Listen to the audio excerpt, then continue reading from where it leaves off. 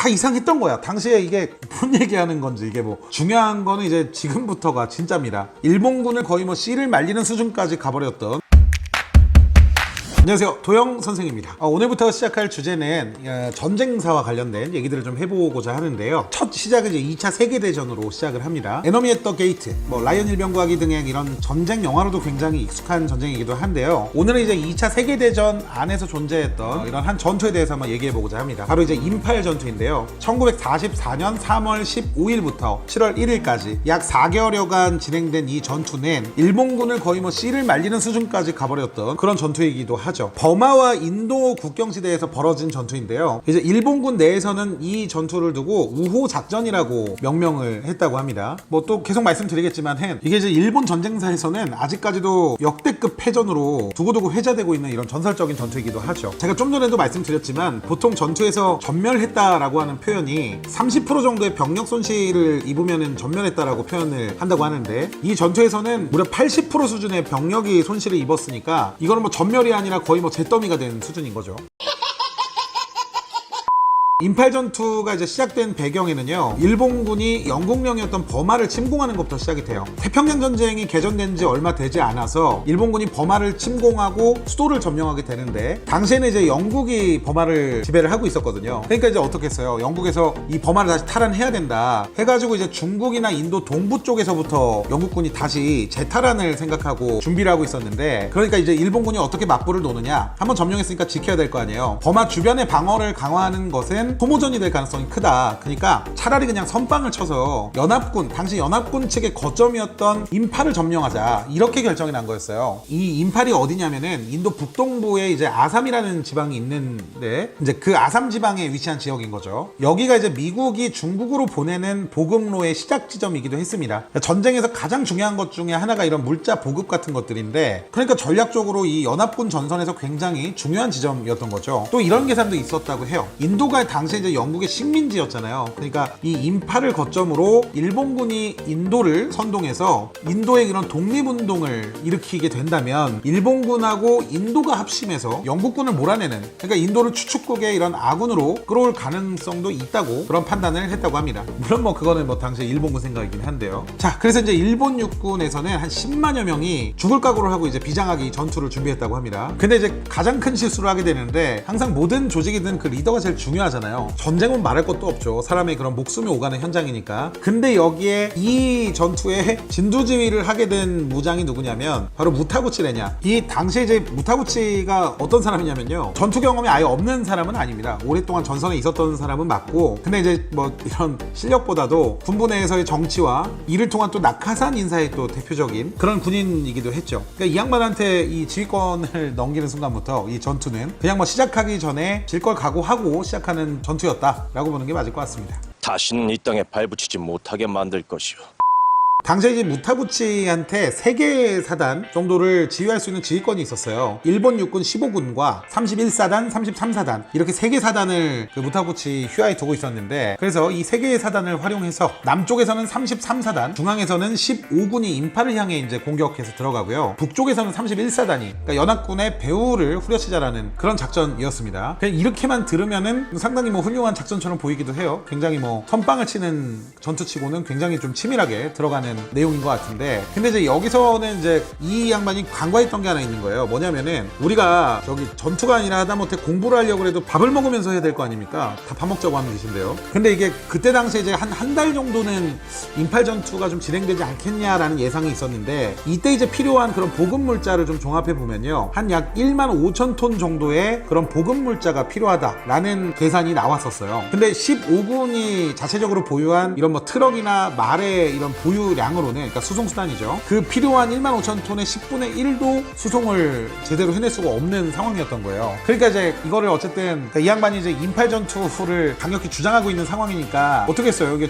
할 수 있다 이렇게 얘기를 당연히 했겠죠. 그러니까 무슨 얘기를 하냐면, 보급이라는 거는 원래 적한테서 취하는 거다. 이게 상남자예요. 그러니까 싸우면서 나온 전리품으로 먹고 살겠다 이런 얘기인데, 그런 얘기를 하면서 그런 자체 그 물자는 어떻게 소환을 할 거냐, 기본적인 거는. 그러니까 이제 기가 막힌 그런 계략을 내놓습니다. 뭐 당시에는 굉장히 뭐 이게 보급의 기본을 아는 사람이라면 이거를 지금도 얘기를 못할 말이긴 한데요. 포탄은 이제 자동차 대신에 소나무 아래 싣고 가다가 전쟁한 포탄을 계속 쓸 거 아니에요. 그러니까 이 포탄을 다 쓰고 나면 소나말이 이제 수송수단으로서는 뭐 쓰임새가 없지 않냐. 그러니까 그때 소나말을 잡아먹으면 된다. 이런 말도 안 되는 이런 작전을 세운 거예요. 이거를 무타구치 스스로는 이게 칭기직한 전술이라고 명명했다고 합니다.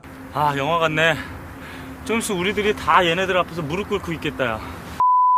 그러니까 종합을 하자면은 약탈을 기본으로 보급을 충당하고 운송수단이 이제 쓸모 없어지면은 이거를 먹어가면서 전진하자는, 야 근데 어떻게 이런 생각을 했지? 왜냐면 변수가 많잖아요. 전쟁이라는 건 뭐 기후의 영향도 받고 상대방이 또 어떤 전술로 나올지도 모르고 변수가 엄청나게 많은데 이 사람은 그냥 말하면 다 되는 줄 알았나 봐요. 그러니까 약간 현실 감각이 떨어지는 인간이 아닌가. 여튼 뭐 우리나라 입장에선 좋았죠. 일본군에 이런 그 똥물이 하나 있다라는 게.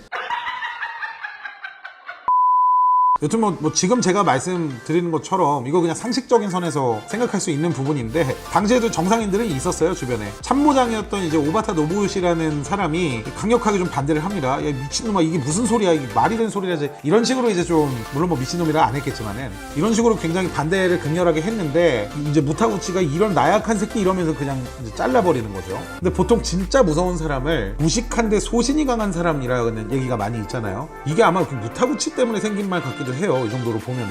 그러니까 이게 눈앞에서 그 오바타 잘리는 거 보니까 다른 애들은 못 말린 거예요. 당연히 그랬겠죠. 군인은 또 라인도 잘 타야 되고 일본 입장에서 굉장히 비극적인 역사가 이루어졌는데 결과적으로 이게 작전 계획서가 상부까지 올라가요. 물론 상급 부대에서도 보급을 이유로 작전을 반대하기는 해요. 당시에 이제 대본영에 있었던 사나다 조이치로라는 작전 과장이 이거 계획서 보더니 이거 어떤 미친놈이 쓴 거냐고 뭐 그 정도로 굉장히 노골적으로 적대감을 표출했다라는 얘기도 있습니다. 그러니까 이제 무타구치가 어떻게 나오냐면 총대를 매요. 자기가 다 계획서도 만들었고 전투에 지금 여기서 이제 될 것 같은데 이거 승리만 하면은 자기는 역대급의 이런 전쟁에서의 그런 영웅이 되는 건데 그러니까 눈이 멀었나 봐요.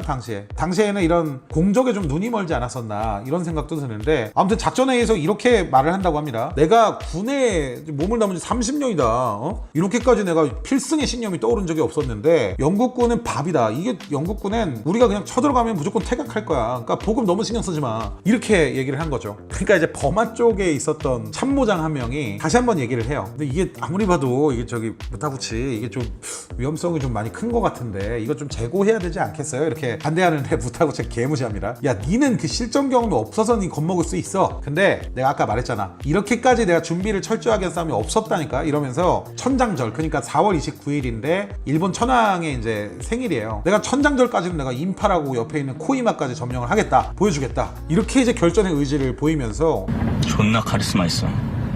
그러니까 여자들이 뻑이 가지.